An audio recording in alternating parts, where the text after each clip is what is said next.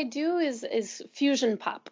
So, or at least it's my main project. My main objective when I'm writing music is incorporating sounds from around the world.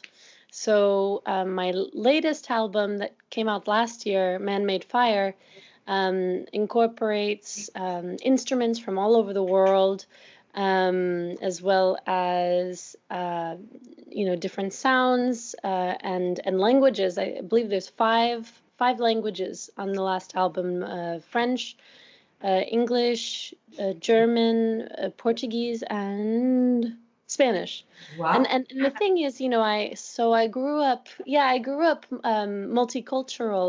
My father is French and my mother's American. And for my first eight years of school, I was in a international school in Manhattan.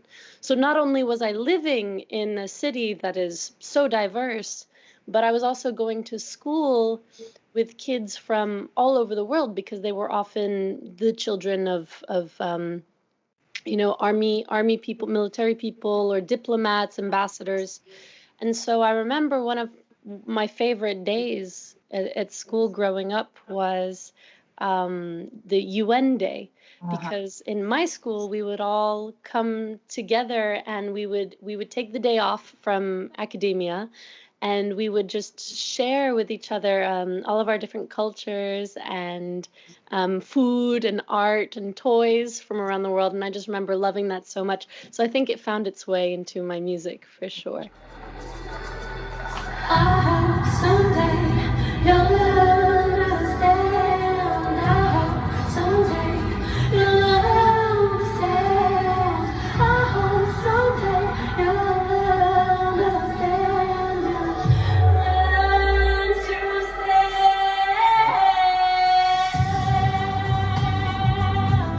You lived on the street, you were homeless, making music on the street and hope to earn some money. I ended up with just a suitcase and my guitar on the street in Manhattan, and I was at the time I was going to school, university at Pace University for acting. Mm-hmm. So as you mentioned, I have a history in film and TV, and that was always for me like what I was gonna do.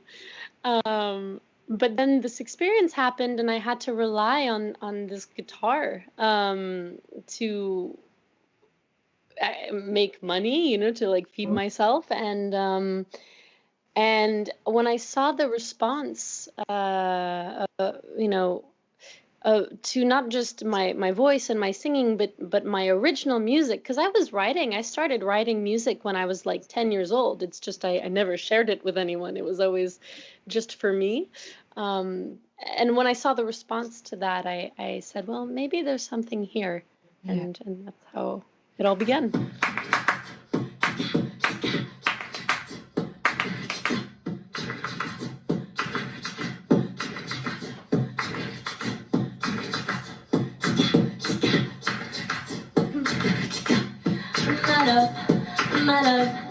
My love don't grow. My love don't grow. My love don't grow. My love don't grow.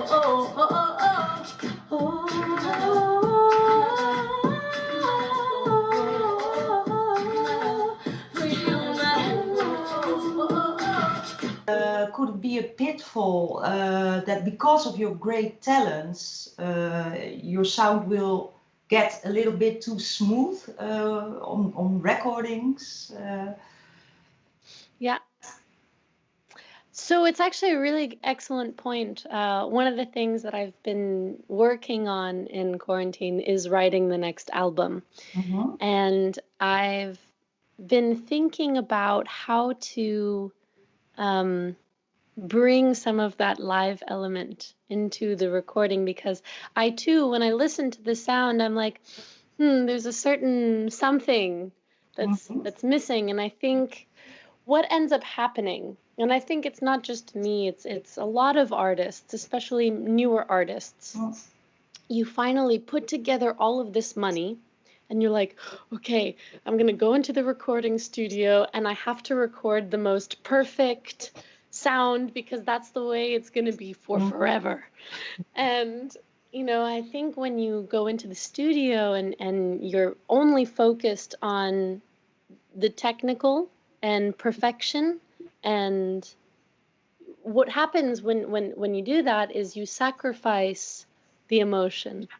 And it's a tough balance because yes, of course you want it to be a perfect performance, but not if it's going to sacrifice that human element that I think you're talking about.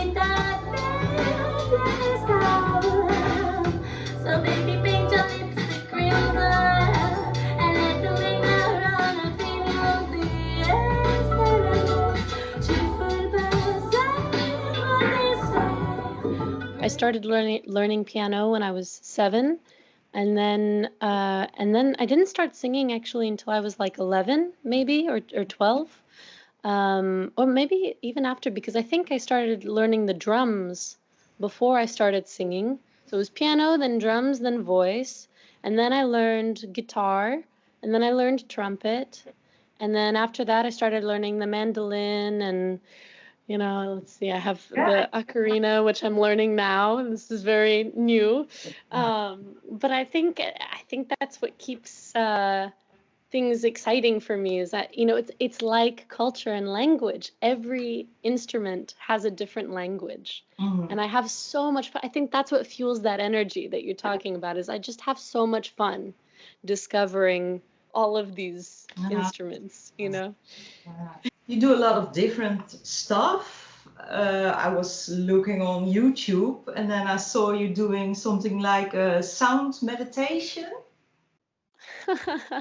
Yes. It's very relaxing, especially now. Thanks for. Yeah. Well, that's why I started doing it. I mean, let me put it this way. I have been interested in sound and music medicine for a while now, because I know that I have been deeply affected by not just music, but certain frequencies. And, I'm not going to go too far into it because then we'll be here all day. But, just even like just really cool things like, a hertz of 25 or 50 hertz can actually promote bone growth. And so you see a lot of doctors using frequency and ultrasound frequency to do things to alter physical matter. But then, of course, there's the psychological, the emotional, and all of this, many aspects of sound and music meditation,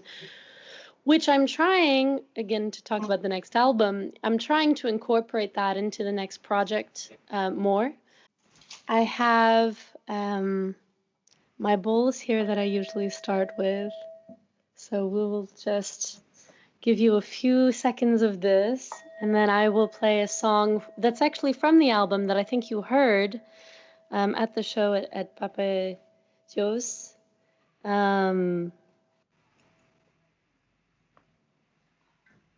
But it was originally this song that I'll play in a minute. It's called Tigre Fondant. And I had written it for my friend Christian Millet, who at the time was battling with cancer. And the idea for the song was just to offer a bit of peace and healing, and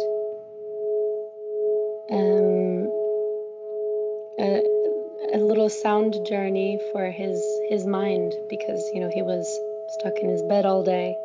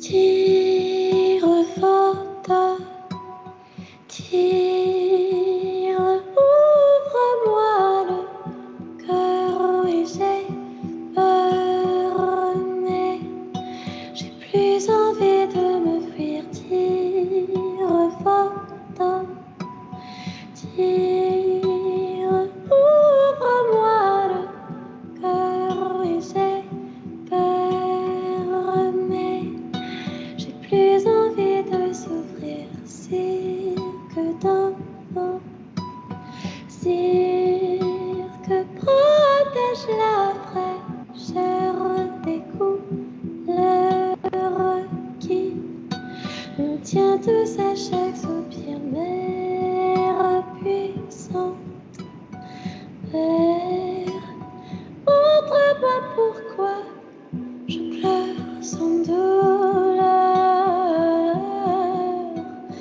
Elle m'appelle.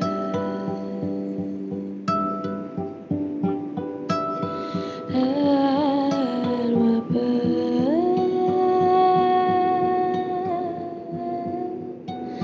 Oui, elle m'appelle.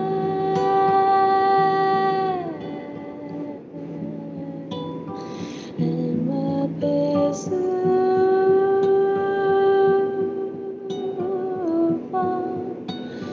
Elle m'appelle